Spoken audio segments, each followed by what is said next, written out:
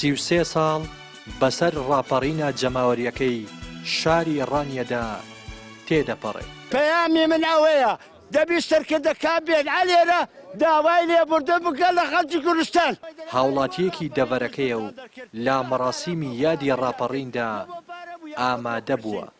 مام جەوهەر بە دەنگێکی بەرز و پڕ حەماسەتەوە هاوار دەکات و دەڵێت دەبێت سەرکردەکان داوای لێبوردن لە هاوڵاتیانی دەڤەری ڕاپەڕین بکەن و بە پارچە شعرێک هەستی خۆی بەیان دەکات. دەبێت چێ چارەمان بکە لە دوژمن ڕزگارمان بکە خۆی احتیبارمان نەماوە لەبەرەمە هەموو ئازاوە ئەم دارە دوژمن بێتەوە کورد بە مەرگ دەچێتەوە دنیا هەنامان بۆ نابە خدا ڕحمان پێ ناکە. هەرچی سەرکردەی سیاسی و بەرپرسی حیزبە حکوومەتە پەرلەمانە سەرۆکاتی هەرێمە بە هەمویانەوە دەوی بدرێنە دادگایگەر بۆ ئەوەی بەبرای هیچ کە ناخۆشی لەو کوردستانەی نەبینێ هیچ کەس بەو شێوەمەیە یادی ساڵ یادی ڕاپەڕی شەهیدان و خوێنی شەهید و ئەنپاڵ و چیمناباران بکەنەوە بەستە.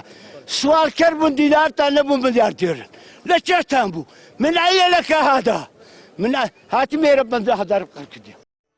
هاوشێوەی ساڵی ڕابردوو مەڵبەندی ڕاپەڕینی کۆمەڵ بایکۆتی سەرجەم چالاکیە حکومی و حیزبیەکانی یادی ڕاپەڕینی کردو دەڵێن ئامانجەکانی ڕاپەڕین نەهاتوونەتە دی کە سوکاری شەهیدانی ڕاپەڕینیش نیگەرانن کە بەرپرسان تەنیا لە ساڵیادەکانی ڕاپەڕیندا ئەوانیان بیر دێتەوە و فەرامۆشیان کردوون. کاری ئەوەی کە جەماوەر هاوڵاتیانی هەرێمی کوردستان لە پانتاییکی بێئومێدیدا ژیان دەکەن بۆیە کۆمەڵی دادگەری بیری کردەوە لە سنووریە و مەڵبەندە کە ڕاپەڕینی تێدا کراوە فیدباکێکی جەماوەری وەرگرتووە وێڕێی کاوادیرەکانی خۆی گەیشتەوە ئەنجامەی کە بەباش زاندرا ئەم ساڵ بەشداری لە مەراسیمی یادی ڕاپەڕین نەکرێت لەگەڵ لایەنە سیاسیەکان بە تایبەتی پارتی دموکراتی کوردستانی شێتی نیشتیمانی کوردستان. لە ڕاستیدا پێنجی سێ زیاتر کەسوکاری شەهیدەکانیان بەبیر دێتەوە مەسەلەی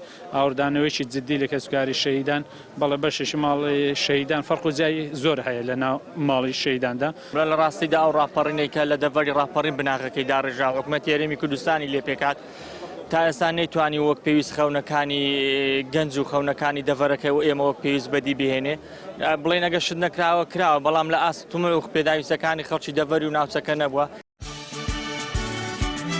گەرچی شاری ڕانیە و دەڤەری ڕاپەڕین لانکەی سەرهەڵدانی ڕاپەڕین و ڕزگاری باشووری کوردستانە لاستەم و زۆرداری بەعس و هاتنە ئارای دەسەڵات و حکوومەتی خۆماڵی بەڵام وەکو پێویست خزمەتی دەڤەرەکە نەکراوە و کە سوکاری شەهیدانی ڕاپەڕین دەڵێن حکوومەت و بەرپرسان خەمسارد و بێباکن لە ئاستی دەڤەرەکە و کە سوکاری شەهیدان لە ڕانیەی دەروازەی ڕاپەڕینەوە ڕێناس ئەرسەلان کەناڵی پەیام.